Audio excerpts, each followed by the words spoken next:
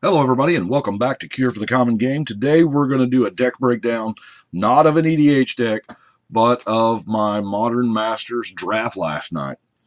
Went up to my local game shop, the Gamers Hall, and there was we had an 8-man draft, as per standard. Um, Modern Masters, it was, uh, it was different. Definitely made for drafting, I guess, maybe. Anyway, I figured I would go through and show y'all what I drafted. Now, the reason why you're looking at the Putrefy is I apparently am not going to open well out of Modern Master 17. This was the best card in the pack. Now, Putrefy, pretty solid removal spell. So I said, you know what? Black green, I'll go ahead. I'll commit to this. And the next pack saw nothing. Absolutely nothing. So my pack one, pick one was wasted. But hey, I got the Putrefy out of the mix. I guess that's good. So I started going with the green. And I did manage to pull like a Harmonize and a Call the Herd. And I thought, well, maybe I'm getting somewhere with the green, but I didn't. So all that's gone. Act like it didn't happen. But the one thing that I did get that led me down the white path was Path to Exile. And this was like fourth or fifth pick. So this had gone through several people, and nobody had took the path. So that kind of let me know that white was kind of open. So I was like, well, maybe I need to be in white, And so I got a few. Here, we'll cover the removal first. I got the Sundering Growth, obviously, because I was like, well, maybe I'll go white-green instead of green-black. And maybe this is a thing. By the way, I think I drafted 2 of these. I put 1 in the deck. Never cast it. Never. I did not face an opponent with an artifact or an enchantment while I had this in my hand all night long. So I'm not saying the signets are aplenty. I just didn't play those people that like mass signet drafted or whatever. But anyway, I got Banishing Stroke. But then something got passed to me, and I was like, Bonfire. If you miracle it, it's awesome. If you don't, it's a feel-bad moment. So I picked up the Bonfire, 2 Thunderous Wrath. Intangible Virtue, betting on things to come. It kind of worked with Lingering Souls, Eyes in the Skies, and the single Dragon Fodder. I actually count those as creature spells, obviously. And those actually worked fairly well with the Soul Warden. Now, Madcap Skills, thank you, Mark. The player right beside me, Mark, had he's like, man, I cannot believe I'm passing this to Canada. And then in the later rounds, I was actually paired up against him, and yeah, saw this card. Anyway, it was a good time. Drafted Graceful Reprieve. It did make it into the deck. However, never cast it here again. Never cast it. I was playing around removal, and it just never happened. Dynacharge. By the way, Dynacharge, this was amazing. I turn 1 Soul Warden, turn 2 Dragon Fodder, turn 3 the 2 Spirit thing, Lingering Souls, and then turn 4 overloaded the Dynacharge. It was beautiful. It only happened once, but it was beautiful.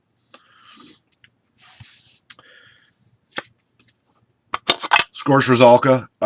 Here again, it's a 1-drop beater. That's why I got it.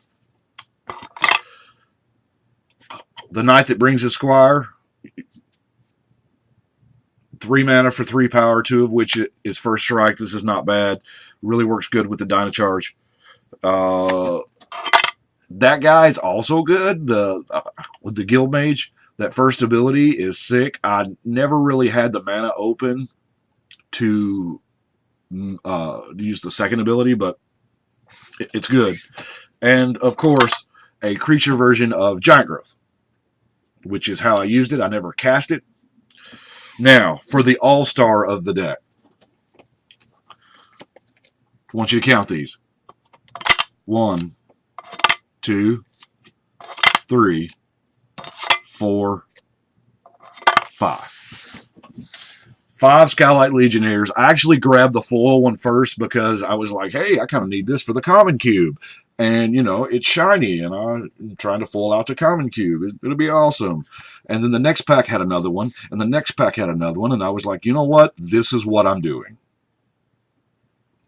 And it is a real feel-good moment when you throw out a Skylight Legionnaire and they blow their removal on it, and the next turn you throw out a Skylight Legionnaire, and they're like, damn. I only managed to draft 2 non-basic lands, obviously. There was nothing else in the pack. The Boral Skillgate did come in handy. And the Arcane Sanctum. I actually run the Sanctum in place of a Plains just because of the black to flashback Lingering Souls. Not that it ever happened, but hey. I wanted to use this in place of just a regular Swamp because I knew if I drew the Swamp and not in I didn't have the Lingering Souls, I would just be hosed. Because I had too many things that were like the Thunderous Wrath was 2 specific red, and I had 2 of them. So, went 3-0, won the draft. I think that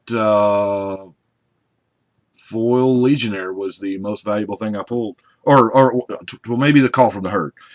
But, so I won 5 packs. Here's the part where I say that I can't open. So my 5 rares were Summoning Trap, Cackling Counterpart. Oh, it doesn't get any better, folks.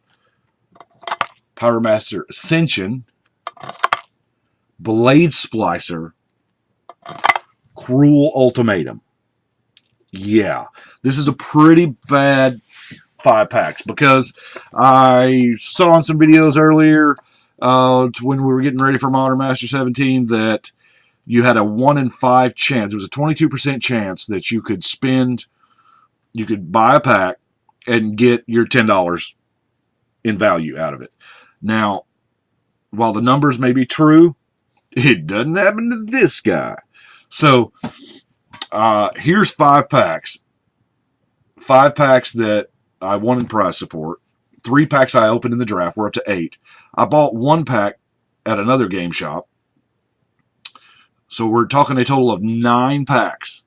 And there was not a single money thing that I got that was worth the $10.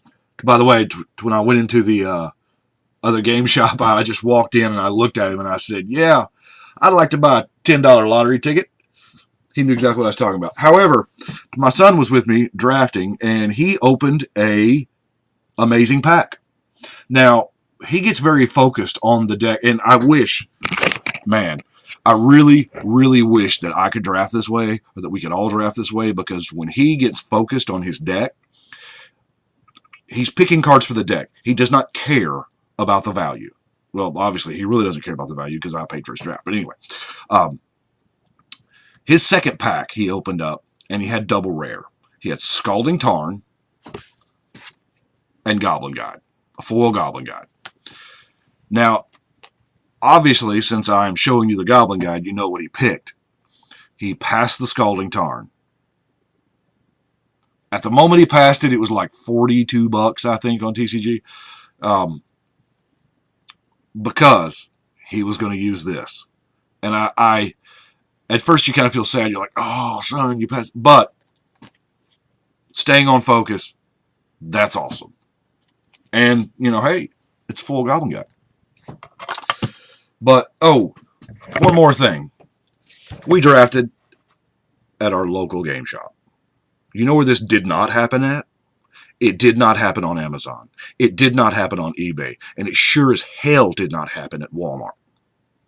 Walmart can't even get Modern Masters from what I'm told. Although they may jump, I don't know. But anyway, your local game shop, people. That's the lifeblood of this game. Without your local game shop, Magic would die. There would be no places to play tournaments. There would be no places to have a wonderful experience like this. Even though, I didn't open anything, hey, I still want to draft, But love to draft. I'll just about draft anything. Anyway, support your local game shop. They're the bread and butter. Without them, Wizards knows this, and that's why Wizards has exclusive product like this and from the vaults and things like that that are only available to local game stores. You're not buying this stuff at Walmart. Yeah, you could probably get some of it online through eBay, but the next time that you call your local game shop and they are sold out of the current, whatever the hot thing is, Modern Masters,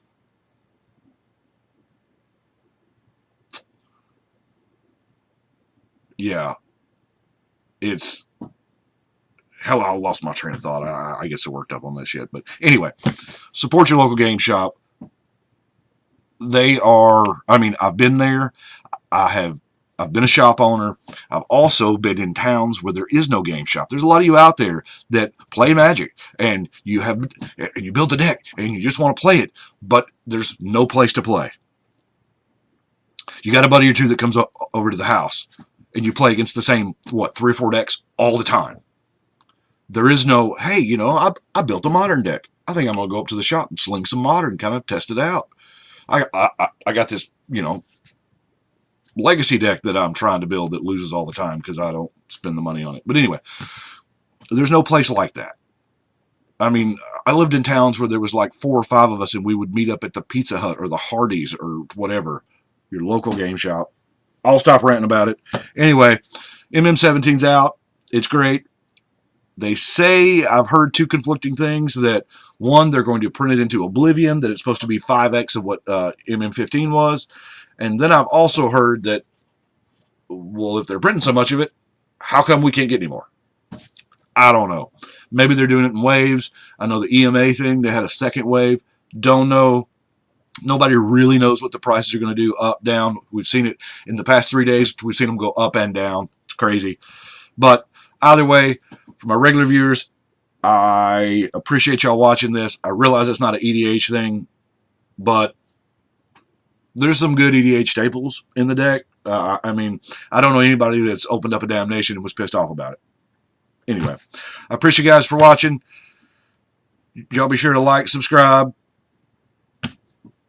Thank you very much. But right now, it is time to shuffle and cut.